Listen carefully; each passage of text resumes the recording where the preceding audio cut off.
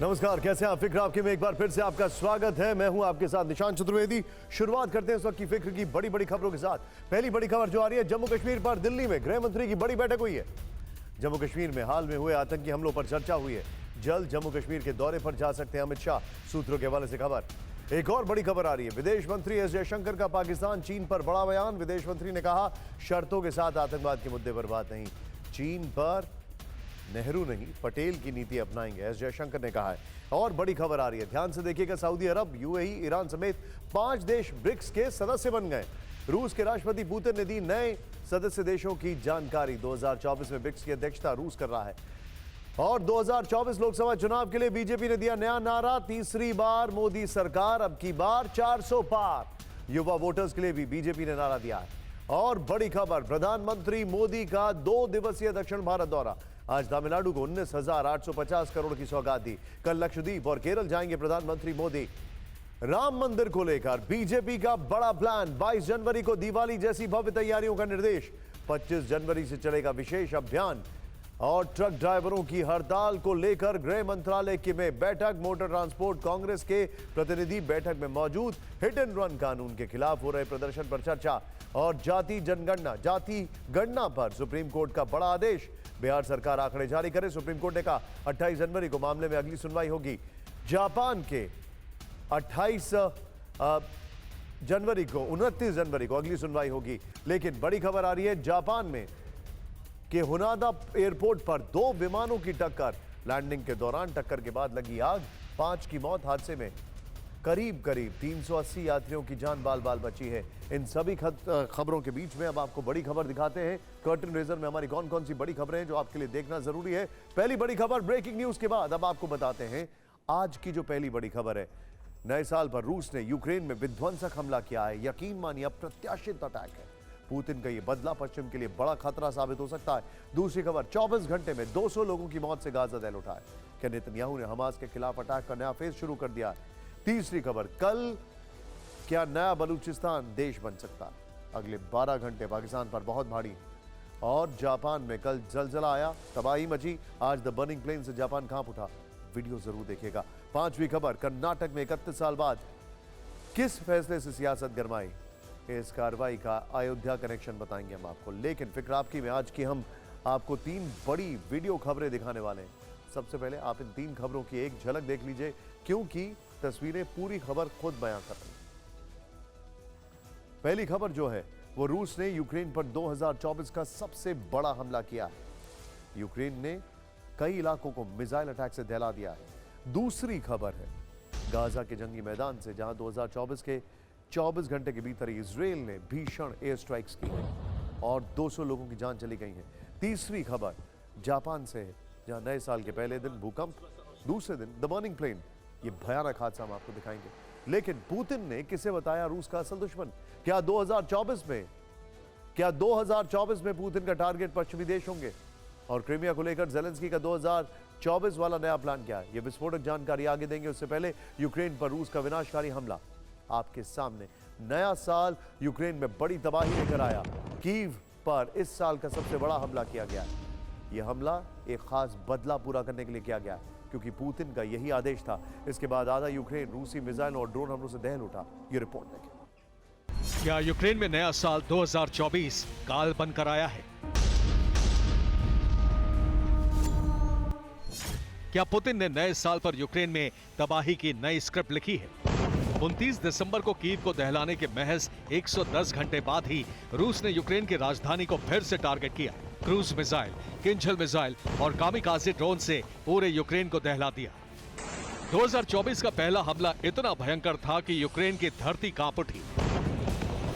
बेलगरोद पर हमले का बदला इस कदर लिया कि ज़ेलेंस्की को सामने आकर कहना पड़ा कि रूस ने नागरिकों को जानबूझकर निशाना बनाया। ज़ेलेंस्की ने जो दावा किया उसके मुताबिक रूस ने आज कीव ओब्लास्ट, खार्किव समेत 4 शहरों में बारूदी विध्वंस किया। इस दौरान रिहायशी इमारतों को भारी नुकसान पहुंचा।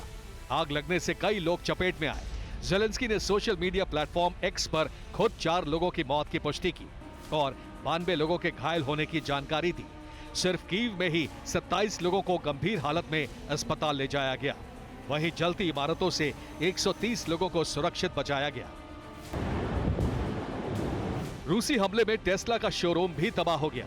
मिसाइल हमले के बाद कीव में टेस्ला के शोरूम में भीषण आग लगी। रूसी हमले से विनाश कितना हुआ, यहां के मेयर ने वीडियो रिकॉर्डिंग करके इसके सबूत दिए। सोलोमेंस्की जिले में उन्होंने ग्राउंड पर पहुंचकर हालात बयां किए। रूसी हमले से दहशत इस कदर बढ़ी कि कीव में हजारों लोगों को जान बचाने के लिए शेल्टर की शरण लेनी पड़ी। यूक्रेन में इसी तरह घंटों तक रूसी हमले की दहशत छाई रही। पुतिन ने अपने नए साल के मैसेज में सीधे सीधे यूक्रेन को वार्निंग दी थी और कह दिया था कि 2024 में हम बदला लेकर रहेंगे। पुतिन को वोट्स चाहिए। 2024 मार्च में इलेक्शन है। ज़ेलेंस्की को हथियार चाहिए क्योंकि उनके पास हथियार नहीं। रेड आर्मी ने आज यूक्रेन को दहलाने के लिए जैसे अपनी पूरी ताकत झोंक दी है। रूस ने यूक्रेन पर 10 किंजल मिसाइल से अटैक किया है। यूक्रेन का दावा है कि उसने पेट्रियट एयर डिफेंस सिस्टम ने सभी किंजल मिसाइल को मार गिराया। रूस ने यूक्रेन पर 70 X-101 मिसाइल से अटैक किया है। यूक्रेन का दावा है कि उसने 59 मार गिराए हैं। रूस ने यूक्रेन पर 3 कैलिबर मिसाइलें दागी। यूक्रेन का दावा है उसने तीनों मार गिराई हैं। रूस ने यूक्रेन पर 12 बैलिस्टिक मिसाइल और 4 KH-31P मिसाइलें दागी। यूक्रेन इनमें से एक भी मार गिराने में नाकाम रहा है। रूस ने यूक्रेन पर 35 शाही ड्रोन से हमला किया है। यूक्रेन का दावा है कि उसने सभी ड्रोन मार गिराए। यूक्रेन को रूस अपने घातक विमानों से दहला रहा है। रॉयटर्स ने सैन्य प्रशासन के हवाले से जानकारी दी है। रूस के कम से कम 16 लड़ाकू विमानों ने आज यूक्रेन पर अटैक किया। इसका मतलब क्या है? एरियल डिफेंस काम नहीं कर रहा है। यूक्रेनी वायुसेना ने टेलीग्राम पर जानकारी दी है। Tu-95 विमान से क्रूज मिसाइलें लॉन्च की गई। कीव मिलिट्री एडमिनिस्ट्रेशन के हेड के मुताबिक आज 10 Tu-95 बम वर्षक विमानों ने यूक्रेन को टारगेट किया है। इसके अलावा 10 MiG-31 एयरक्राफ्ट से कीव पर किंजल बैलिस्टिक मिसाइल लॉन्च की गई है। स्ट्रैटेजी क्या है? सिंपल, अगर F-16 पहुंच चुके हैं तो इतने हमले कर दो कि F-16 को उड़ने तक का मौका ना मिले। पहले वो अटैक करेंगे या डिफेंस करेंगे। अब आपको इन हमलों के 2 ऐसे वीडियो दिखाते हैं जिसकी चर्चा सबसे ज्यादा हो रही है। पहला वीडियो है नीपर का। हमले के दौरान एक मिसाइल नदी में आ गिरी। यूक्रेन ने दावा किया कि उसने रूसी मिसाइल को मार गिराया। दूसरा वीडियो है वोरनेज का। यूक्रेन पर हमले के दौरान एक मिसाइल यहां के गांव में गिरी और भयानक तबाही मची। सवाल यह है, रूस अचानक यूक्रेन को लेकर इतना आक्रामक क्यों है और रूस को काउंटर करने के लिए यूक्रेन का नया वॉर प्लान क्या है? ज़ेलेंस्की ने रूस को नई चेतावनी क्या दी? यह रिपोर्ट देखें।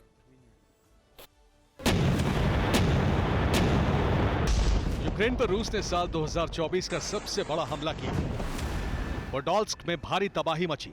हमले के बाद कई शहरों में पानी की सप्लाई बंद हो गई। ये आज की खबर है।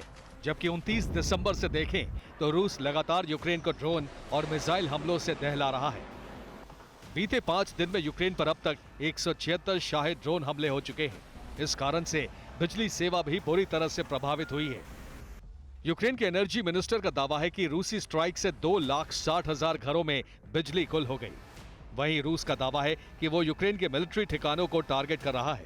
लेकिन ये पुतिन का विंटर वॉर है, इस भयंकर सर्दी में जिसकी मार पूरे यूक्रेन पर पड़ रही है। पुतिन की माने तो 2024 में यूक्रेन पर अटैक का ये सिर्फ ट्रेलर है और सजा इसलिए मिल रही है क्योंकि यूक्रेन यूरोप के हाथों की कठपुतली बन चुका है। पुतिन ने जोर देकर कहा कि रूस का असली दुश्मन असल में यूक्रेन को मदद पहुंचाने वाले पश्चिमी देश हैं। By itself is not our enemy, but those who are using Ukrainians to attack us, to destroy the Russian statehood, who want to, as they say, achieve a strategic defeat of Russia on the battleground. Basically, people on the West, they are our enemies. Putin ने यह भी साफ किया कि Ukraine पर ताजा हमला असल में बेलगरोद अटैक का बदला है। पुतिन ने कहा, यूक्रेन ने बेलगरोद में नागरिकों को निशाना बनाकर आतंकी कृत्य किया है। यूक्रेन को आतंकी हमलों का करारा जवाब मिलेगा और रूस 2024 में यूक्रेन पर विध्वंसक हमले करेगा। लेकिन सवाल यह भी है कि क्या ऐसे में यूक्रेन खामोश बैठा रहेगा? ज़ेलेंस्की ने रूस की कमर तोड़ने का प्लान द इकोनॉमिस्ट को दिए इंटरव्यू में साझा किया। ज़ेलेंस्की ने कहा कि उन्होंने अपनी आर्म्ड फोर्सेस को क्रीमिया पर फोकस करने का आदेश दिया है। 2024 में यूक्रेन का पूरा जोर रहेगा कि वो क्रीमिया में रूसी प्रभुत्व को मिटा देगा, रूस की ब्लैक सी फ्लीट को बहुत हद तक कमजोर कर देगा और क्रीमिया से रूस को काट देगा। यानी 2024 में रूस और यूक्रेन में जंग देखने को 2024 की शुरुआत अच्छी नहीं है, पूरी दुनिया के लिए अच्छी नहीं। बेलग्रोड पे अटैक होता है, उसके बाद हमने जापान में भूकंप देखा है, फिर हमने बर्निंग प्लेन देखा है, फिर हमने यह देखा है जो आज हुआ है। 2024 क्या और विध्वंसक रहने वाला है। बुलेटिन में आगे दुनिया की फिक्र बढ़ाने वाली बड़ी खबर आने वाली है। 2024 का नया घमासान ये देखिए, इजराइल वर्सेस ईरान, जो पूरी दुनिया नहीं चाहती ऐसा। रूस यूक्रेन युद्ध के साथ नए साल के पर लाल सागर में बारूदी बवंडर भड़क उठ चुका है। हम इसी शो में आपको लगातार बता रहे हैं कि पिछले 2 महीने से सुलग रहे लाल सागर में परमाणु सुनामी की आशंका बढ़ती जा रही है। हम ऐसा क्यों कह रहे हैं? यमन के विद्रोही संगठन हूती ने पश्चिमी देशों से सीधी जंग का ऐलान किया। जवाब में अमेरिका ने विनाशकारी तैयारी रखी। इस बीच ईरान ने भी लाल सागर में अमेरिका की घेराबंदी कर दी है। ईरान ने रेड सी में अपना विध्वंसक युद्धपोत एल्बोर्स उतार दिया, यानी लाल सागर से महाविध्वंसक रण शुरू होने की आशंका है, जिसमें एक तरफ हूती और ईरान होंगे, दूसरी तरफ अमेरिका और नेटो होंगे। अब यहां सवाल है कि ईरान ने ऐसा क्यों किया? उसे समंदर में अपने जंगी जहाज को उतारने की जरूरत क्यों पड़ गई? मिडल ईस्ट में हिजबुल्लाह की तरह हूती भी ईरान का मोहरा है। बड़ी खबर, जिस पर लाल सागर में अमेरिका लगातार प्रहार कर रहा है। पीछे स्काई दिखा, ऐसा कहा जा रहा है कि ईरान की हूती विद्रोहियों को बचाने की कोशिश है और इसी प्लान के तहत उसने अपनी वॉरशिप को रेड सी में तैनात किया। इसीलिए 2024 में अमेरिका और ईरान की डायरेक्ट फाइट होने के संकेत अब मिलने शुरू हो चुके हैं।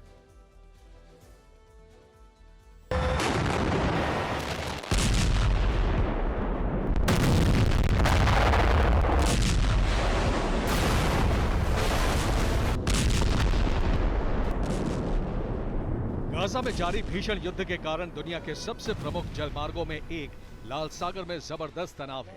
ये तब और बढ़ गया जब ईरान का अल्बोर्स युद्धपोत रेड सी में प्रवेश कर गया। समंदर के इसी इलाके में हूती विद्रोही लगातार मालवाहक जहाजों पर हमले कर रहे हैं। रविवार को भी उन्होंने ऐसा ही किया। उस दिन 4 नावों में हूती विद्रोही गोलीबारी करते हुए आए और यमन के पास मालवाहक जहाज पर चढ़ने की कोशिश की। जहाज की ओर से मदद मांगी गई, जिससे अमेरिकी नेवी के आइजनहावर कैरियर स्ट्राइक ग्रुप ने सुना। अमेरिकी नौसेना का एक हेलीकॉप्टर मदद के लिए पहुंचा। उसने हूती विद्रोहियों की 3 नावों को डुबो दिया, जिसमें कम से कम 10 विद्रोहियों की मौत की आशंका है, जबकि एक नाव भागने में कामयाब रही। रविवार को हूती विद्रोहियों पर अमेरिका के इसी हमले के बाद लाल सागर में ईरान की नौसेना ने एंट्री ली, जिससे लाल सागर में विश्व युद्ध का अलार्म बजने लगा। हूती के इस हमदर्द ने जिस अल्बोर्स शिप को भेजा है, उसे जाल के नाम से भी जाना जाता है। 1971 में यह जहाज ईरानी नेवी में शामिल हुआ। अल्बोर्स युद्धपोत पर 8 नूर एंटी शिप मिसाइल तैनात हैं। इसके अलावा मार्क 8 गन भी लगी हुई है। इसकी स्पीड 72 किलोमीटर प्रति घंटे है और रेंज 9000 किलोमीटर है। अमेरिका और ब्रिटेन की किसी भी शक्ति का हूतियों पर असर नहीं पड़ रहा है। अब तो ईरान भी उसके समर्थन में खुलकर खड़ा हो गया। ईरान के विदेश मंत्रालय ने चेतावनी दी है। ध्यान से देखिएगा, लाल सागर में अमेरिका और ब्रिटेन तनाव बढ़ा रहे हैं। अमेरिका की कार्रवाई से इस क्षेत्र में संघर्ष बढ़ेगा, इसीलिए हम लाल सागर को सुरक्षित बनाना चाहते हैं। ये बड़ी खबर है। ईरान भले ही जो भी दलीलें दे, लेकिन सच ये है कि पश्चिमी देशों के साथ मिलकर अमेरिका ने उसके मोहरे हूती पर बहुत बड़े एक्शन की तैयारी कर ली है, जिससे ईरान के होश फाख्ता हो रखे।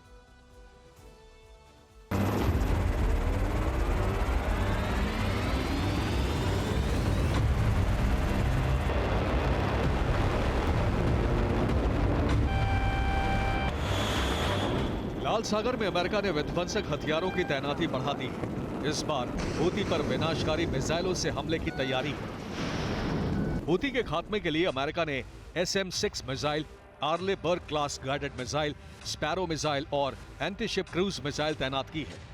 खतरे की घंटी तब बजी जब अमेरिका ने अचानक अपने विध्वंसक युद्धपोत USS जेराल्ड को वापस बुलाने का ऐलान किया। भूमध्य सागर में तैनात यह जंगी जहाज अब अपने नए मिशन पर रवाना होगा।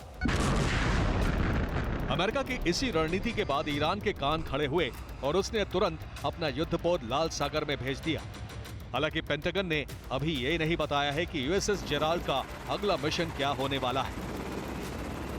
लेकिन सवाल ये उठ रहे हैं कि क्या लाल सागर में यूएसएस जेराल्ड की तैनाती होगी? क्या ईरान हूती विद्रोहियों के खिलाफ यूएसएस जेराल्ड मोर्चा संभालेगा? ईरान इसलिए भी डरा हुआ है क्योंकि अमेरिका के अलावा ब्रिटेन के युद्धपोत भी लाल सागर में डेरा डाले हुए हैं। वहां के रक्षा मंत्री ग्रांट शैप्स ने कहा कि लाल सागर में हालात गंभीर हैं। हूती के हमलों से ब्रिटेन पर भी असर पड़ रहा है। ब्रिटेन ने सीधे तौर पर संकेत दिया है कि वो भी हूती विद्रोहियों को सबक सिखाएगा। जिस तरह से अमेरिका के नेतृत्व में बारूद बरसाने की तैयारी की जा रही है, उससे यमन पर भी हमले की बड़ी आशंका है।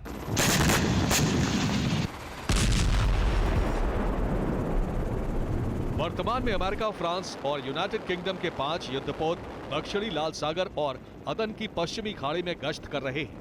इन्होंने ऑपरेशन प्रॉस्पेरिटी गार्डियन शुरू किया है, जिसके बाद से जहाजों ने कुल 17 ड्रोन और 4 एंटी-शिप बैलिस्टिक मिसाइलों को मार गिराया।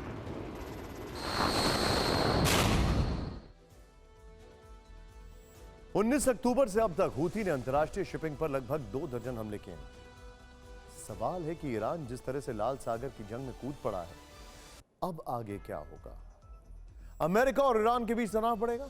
दोनों के बीच तनाव बढ़ने से दुनिया 2 भागों में बटेगी। अमेरिका के साथ पश्चिमी देश और नेटो होंगे, तो वहीं ईरान को रूस, चीन और मुस्लिम देशों का समर्थन मिलेगा। एक बड़ा सवाल, ध्यान से देखिएगा, ये आखिर क्या वजह है कि अंसरुल्लाह के रिप्रेजेंटेटिव्स, बल्कि हूती के रिप्रेजेंटेटिव्स अगर मैं कहूं तो, वो चीफ मीडिएटर ईरान में जाकर मुलाकात करते हैं और उसी के बाद ईरान फैसला करता है अपने युद्धपोत को उतारने का। कुछ तो पक रहा है पर्दे के पीछे, समंदर के नीचे। सिर्फ अमेरिका वर्सेस ईरान नहीं, इजराइल वर्सेस ईरान भी 2024 में दुनिया देख सकती है, क्योंकि ईरान ने इजरायली स्ट्राइक में मारे गए कमांडर सैयद रजी मुसावी का बदला लेने की ठान ली है। ईरानी विदेश मंत्री ने धमकी दी है कि ईरान मुसावी का बदला जरूर लेगा, सही समय पर लेगा और सही जगह पर लेगा। ईरान की धमकी के बीच इजरायल डिफेंस फोर्सेस ने दक्षिण गाजा में नए इलाकों में मूवमेंट शुरू कर दी है। दक्षिण गाजा में 100 से ज्यादा टनल तबाह करने का दावा है। गाजा से लेकर वेस्ट बैंक तक बीते 24 घंटे में जमकर हमले और तबाही हुई है। इजरायल के हमलों में 24 घंटे के अंदर 200 से ज्यादा फिलिस्तीनी मारे गए।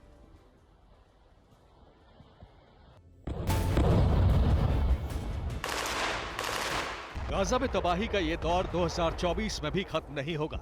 तस्वीरें गाजा के नबी सोहिला इलाके की हैं, जहां इजरायली फोर्सेस ने तौफीक मस्जिद को ध्वस्त कर दिया। अलग अलग एंगल से मस्जिद को तबाह करने के वीडियो सामने आए हैं। आईडीएफ ने मस्जिद को लेकर दावा किया कि यहां कॉम्बैट कंपाउंड था। बिल्डिंग में शाफ्ट और हथियार मिलने का भी दावा किया गया। इजरायली आर्मी ने दक्षिणी गाजा में मूवमेंट तेज कर दी है। यहां राफा में भीषण बमबारी की गई, जिसमें 15 फिलिस्तीनियों के मारे जाने का दावा है। बेत लाहिया इलाके में भी एक स्कूल की इमारत को जमींदोज किया गया। यहां हमास की टनल होने की आशंका थी। 2024 के शुरू होते ही आईडीएफ के ग्राउंड ऑपरेशन में भी तेजी आई है। मरकावा टैंक से हमास के कई ठिकानों को नेस्तनाबूद किया गया। उधर फिलिस्तीन इस्लामिक जिहाद ने वीडियो जारी कर गाजा में आईडीएफ की कमांड एंड कंट्रोल पोजीशन नष्ट करने का दावा किया है।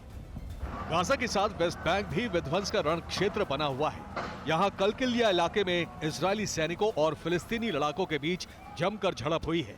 सड़कों पर आगजनी और पथराव के वीडियो सामने आए हैं। जेनिन का इलाका भी फिलिस्तीनी समर्थकों और आईडीएफ के बीच गोलीबारी से गूंज रहा है। रात के अंधेरे में आईडीएफ के काफिले को टकराव का सामना करना पड़ा है।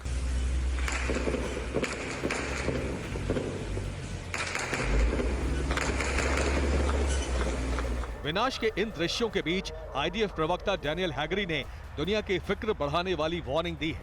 हैगरी ने कहा है कि इजराइल गाजा में जंग जारी रखेगा। 2024 में भी गाजा युद्ध खत्म नहीं होगा। इससे पहले नेतन्याहू भी महीनों जंग लड़ने की चेतावनी दे चुके हैं। 2024 की शुरुआत होते ही कैसे इजराइल ने हमास के खिलाफ ऑपरेशन तेज किया, इसका एक और वीडियो सामने आया। इजराइल की ग्राउंड, नेवल और एयरफोर्स ने मिलकर हमास के खिलाफ ऑपरेशन को अंजाम दिया है। ऑपरेशन के दौरान तटीय इलाकों से सटे इंफ्रास्ट्रक्चर और बिल्डिंग में आईडी विस्फोटक प्लांट करने वाले लड़ाकों की पहचान कर उन्हें ढेर किया गया है। गाजा में जो विनाश हो रहा है इस पर पूरी दुनिया का फोकस है। गाजा से 294 किलोमीटर दूर इजराइल लेबनान बॉर्डर पर जो हालात है उसकी फिक्र करना जरूरी है, क्योंकि यह कहना गलत नहीं होगा कि यहां हिजबुल्लाह और इजराइल के बीच युद्ध शुरू हो चुका है। गाजा जैसी तबाही की तस्वीर आनी शुरू हो चुकी है। लेबनान की तरफ से उत्तरी इजराइल में भीषण हमले शुरू हो चुके हैं। जवाब में इजरायली आर्मी ने भी हिजबुल्लाह के ठिकानों पर जबरदस्त पलटवार कर दिया।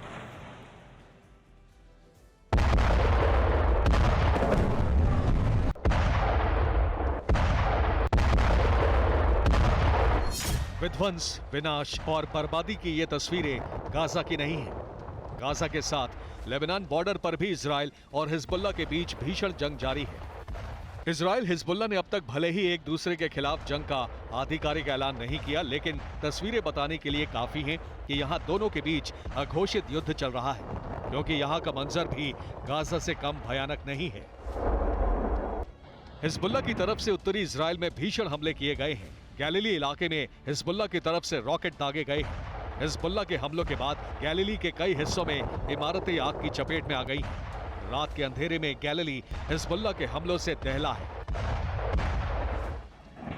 हिजबुल्लाह के हमलों के खिलाफ इजराइल ने भी जबरदस्त पलटवार किया है। तस्वीरें इसकी तस्दीक कर रही हैं। इजराइल की तरफ से हिजबुल्लाह के कई ठिकानों पर बम बरसाए गए हैं। आईडीएफ की बमबारी में हिजबुल्लाह के कई ठिकाने तबाह हुए हैं। हम ऐसा क्यों कह रहे हैं कि इजराइल और हिजबुल्लाह के बीच अघोषित युद्ध चल रहा है? ये तस्वीरें इसकी तस्दीक करती हैं। ये तस्वीर बताती है कि इजराइल हिजबुल्लाह के युद्ध का दायरा कितना बढ़ चुका है। हिजबुल्लाह ने पहली बार कबूल किया है कि इजराइल के साथ जारी हमलों में उसके 134 से ज्यादा लड़ाके मारे गए हैं। हिजबुल्लाह ने मारे गए सभी 134 लड़ाकों की तस्वीर भी जारी की है। पाकिस्तान के बाद अब आपको लेकर चलते हैं जापान, जहां आपदा और हादसों के साल की अशुभ शुरुआत हुई। राजधानी टोक्यो में एयरपोर्ट पर 2 विमानों के टकराने के बाद भीषण आग लग गई।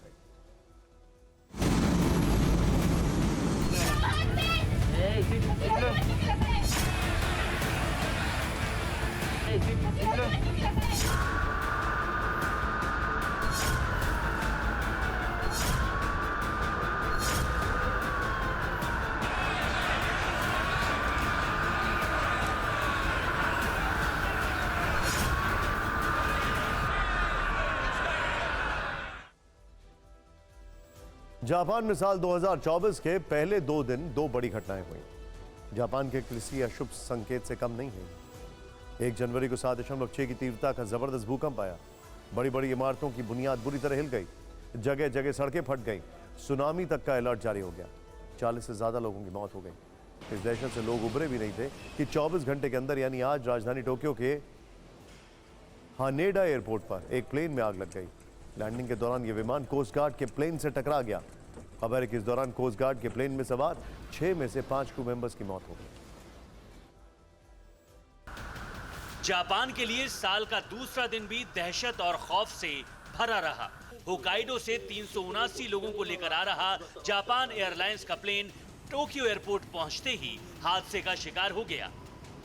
लैंडिंग के दौरान ये फ्लाइट पहले वहां खड़े कोस्ट गार्ड के प्लेन से टकराई और फिर उसमें जोरदार धमाका हुआ। इसके बाद ये प्लेन धू-धू कर जलने लगा।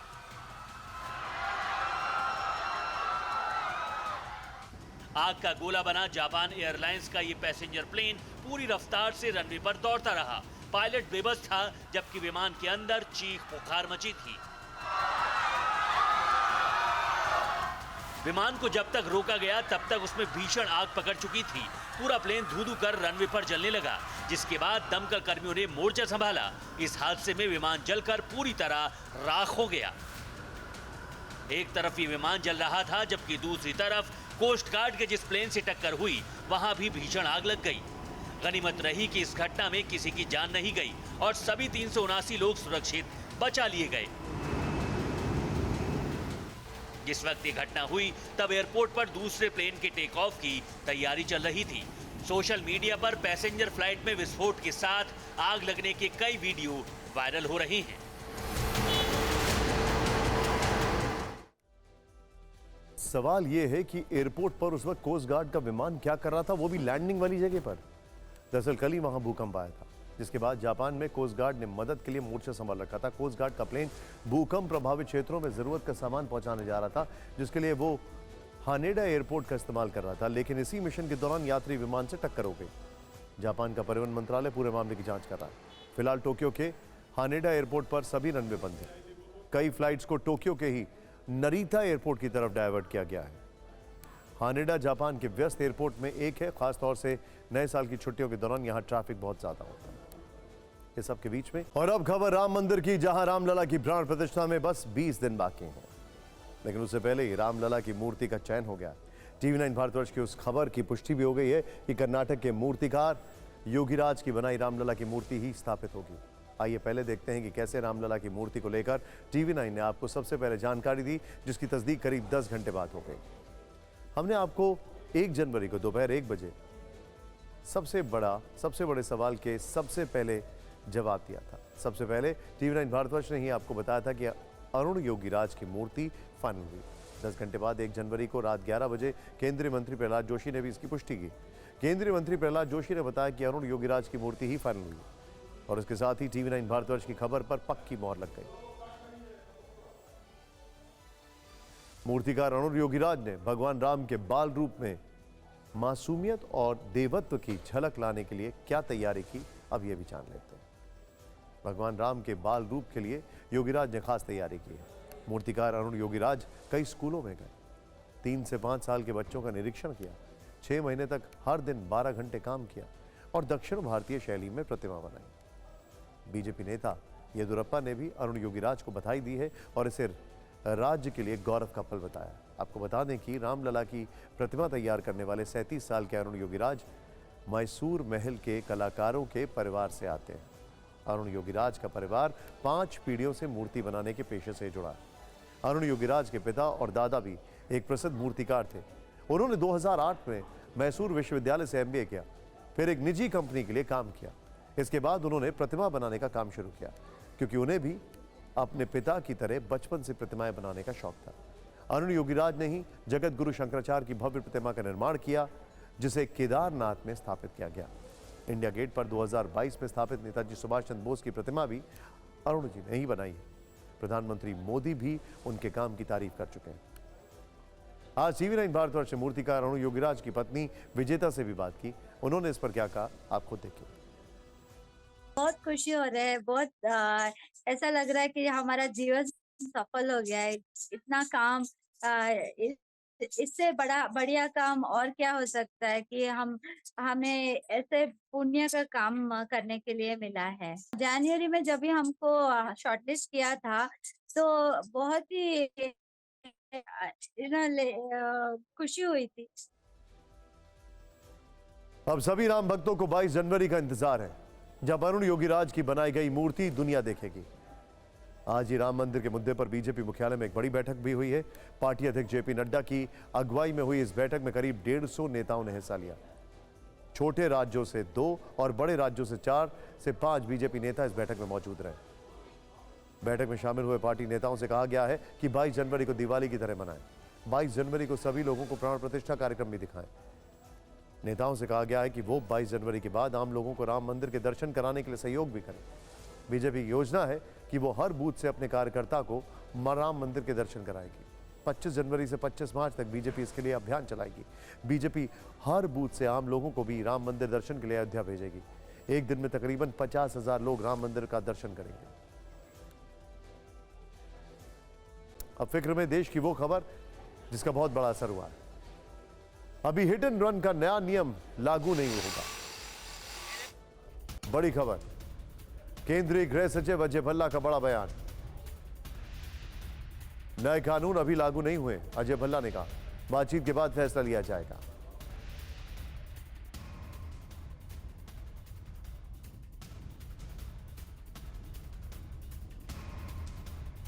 संहिता की धारा 106(2) में 10 साल की सजा तथा जुर्माने के प्रावधान के बारे में वाहन चालकों की चिंता का संज्ञान लिया तथा all India motor transport Congress के प्रतिनिधियों से आज 2 जनवरी 2024 को विस्तृत चर्चा की। सरकार ये बताना चाहती है कि ये नए कानून एवं प्रावधान अभी लागू नहीं हुए हैं। हम ये भी बताना चाहते हैं कि भारतीय न्याय संहिता की धारा 106(2) को लागू करने से पहले all India motor transport Congress से विचार विमर्श करने के बाद ही निर्णय लिया जाएगा। हम all India motor transport Congress तथा सभी वाहन चालकों से अपील करते हैं कि आप अपने अपने कामों पर वापस लौट आएं। धन्यवाद। बड़ी खबर है, ये बहुत बड़ा असर होगा। अभी हिट एंड रन का नया नियम लागू नहीं होगा। केंद्रीय गृह सचिव अजय भल्ला का यह बड़ा बयान है। नए कानून अभी लागू नहीं हुए हैं। बातचीत के बाद फैसला लिया जाएगा। हम लोग का मांग पूरा नहीं होगा तब तक बाइक वाले का भी हड़ताल, बाइक जो चला रहे हैं उनको भी नहीं जाने दे रहा है। 10 साल की सजा और जुर्माने का प्रावधान लागू नहीं होगा। सरकार और ट्रांसपोर्ट एसोसिएशन में बातचीत के बाद यह फैसला हुआ है। जो जानकारी आ रही है, ट्रांसपोर्ट एसोसिएशन की अपील, ड्राइवर काम पर लौटे। केंद्रीय गृह सचिव अजय भल्ला का बड़ा बयान। शिवांग, बताइए क्या जानकारी है? देखिए निशांत, करीब 3 घंटे की बैठक चली और 3 घंटे की बैठक के बाद जो ट्रांसपोर्टर्स बाहर निकल के आए और जो इंटरव्यू एजेंसी को अजय भल्ला ने भी दिया, गृह सचिव ने, तो सीधे तौर पे स्पष्ट हो गया है कि फिलहाल के लिए इस पूरे मामले को टाल दिया गया है। जो 10 साल का नियम तय किया गया था कि सजा का प्रावधान होगा और 5 लाख रुपए का जुर्माना होगा, उसको लेकर ड्राइवर्स काफी आशंकित थे, काफी डरे हुए थे। इसीलिए जो all India motor transport association है, उनकी मुलाकात आज गृह सचिव से हुई है। लगभग 2.5 से 3 घंटे की बैठक चली और फिलहाल के लिए ऐसा लगता है कि ये पूरा मामला सरकार ने टाल दिया है और आश्वासन भी दिया है ट्रांसपोर्टर्स को कि एक अगली बैठक की जाएगी, उसके बाद ही किसी फैसले पे फाइनली आया जाएगा। तो फिलहाल जो ट्रांसपोर्ट एसोसिएशन है निशांत, उनका देश भर के ड्राइवरों के साथ ये निवेदन है कि वो अपने अपने वाहनों पे लौटें और जिस तरीके की उनकी आम दिनचर्या होती है उसको लागू करें, ताकि देश में किसी प्रकार की कोई समस्या पैदा ना हो। फिलहाल जो गृह सचिव है उन्होंने भी ये स्थिति स्पष्ट करी है कि जो ये प्रावधान नए बनाए गए हैं इसके ऊपर बैठक होगी, इस पर पुनर्विचार किया जाएगा और उसके बाद ही कोई नया नियम लागू किया जाएगा। शुक्रिया इस जानकारी के लिए आपका। 80 लाख ट्रक ड्राइवर्स ने देश में चक्का जाम कर दिया। यह स्ट्राइक केंद्र के हिट एंड रन कानून की वजह से, जिसके बारे में खबर है कि यह नया कानून अभी लागू नहीं है और बातचीत के बाद इस पर कुछ सोचा जाएगा, जो कि अभी इंफॉर्मेशन आ रही है। लेकिन हंगामा जबरदस्त है। इस मुद्दे पर मध्य प्रदेश के शाहजहांपुर जिले के डीएम और एक ट्रक ड्राइवर के बीच हुई बहस का वीडियो वायरल हो रहा है, जिसकी चर्चा देश भर में हो रही है। कोई कानून को अपने हाथ में नहीं आएगा। कृपया करके सुन लीजिए। हाँ, और ऐसी बात फालतू की बात करें यहाँ पे। अच्छे से बोलो। समझते हैं? क्या बोल रहे हो जरा समझ में रखो। क्या करोगे तुम? क्या औकात है तुम्हारी? यही तो चीज है सर, हमें यही लड़ाई हमारी नहीं, कोई कानून को अपने हाथ में नहीं आएगा। कृपया करके सुन लीजिए। हाँ, और ऐसी बात फालतू की बात करें यहाँ पे। अच्छे से बोलो। समझते हैं? क्या बोल रहे हो जरा समझ में रखो। क्या करोगे तुम? क्या औकात है तुम्हारी? यही तो चीज है सर, हमें यही लड़ाई हमारी कोई नहीं। और आइए अब देखते हैं टॉप 9 खबर।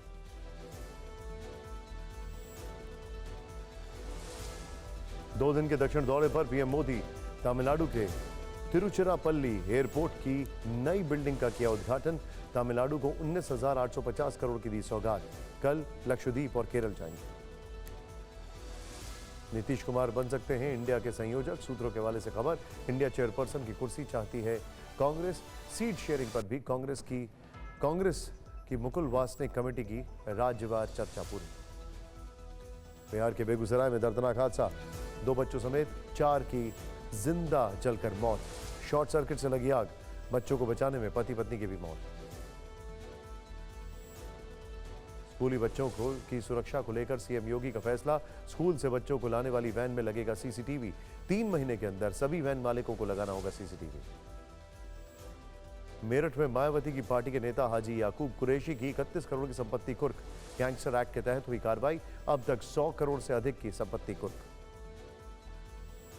अजमेर शरीफ दरगाह के गेट नंबर 5 पर के सामने हादसा, 3 मंजिला बिल्डिंग गिरी, बाल बाल बचे सभी लोग, लेकिन मलबे में दबे 2 सिलेंडरों से गैस लीक होने से मचा हड़कंप। पंजाब के जालंधर में डीएसपी का शव मिला। डीएसपी दलबीर सिंह देओल की हत्या की आशंका। डीएसपी दलबीर सिंह की गर्दन में लगी है गोली। 9mm के हथियार से चली गोली। आज भी 19 राज्यों में दिखा कोहरे का कहर। 9 शहरों में जीरो विजिबिलिटी। राजधानी उत्तर प्रदेश और सुबह का तापमान 6 डिग्री तक पहुंचा। उत्तर भारत में शीतलहर की चेतावनी जारी। मणिपुर के मोरे में सुरक्षा बलों पर हुआ आरपीजी अटैक। सर्च ऑपरेशन के दौरान हुआ हमला, 5 जवान घायल। इंफाल समेत 5 जिलों में कर्फ्यू।